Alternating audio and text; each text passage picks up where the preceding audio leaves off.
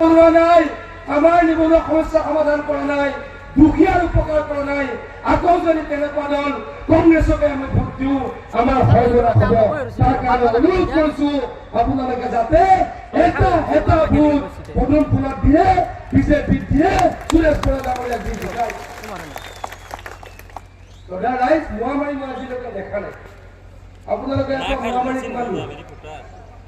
মহামাৰী কিমান দূৰ? 6 কিলোমিটাৰ। আজিলৈকে মই সৰুৰে দেখা নাই, কিন্তু যোৱা 2 বছৰত মহামাৰীৰ কাৰণে যিমান কৰিছো 50 বছৰৰ কংগ্ৰেছ চৰকাৰে কেতিয়াও কৰা নাই। আজি পৰা 2 বছৰ আগতে মোক খবৰ দিলে যে মহামাৰীত পথাৰটো ভাঙো মানে নহয় কওক, নদী গৰাখনীয়ে আহি পথাৰটি পাইছে।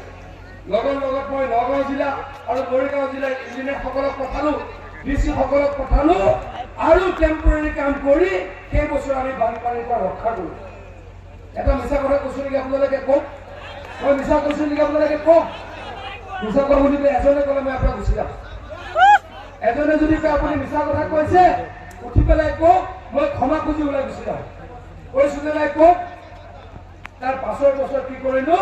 37.5 কোটি টকা আমি চেংচন দিলো, পূৰ্ণ গতিত কাম কৰি আমি শেষ কৰিলো।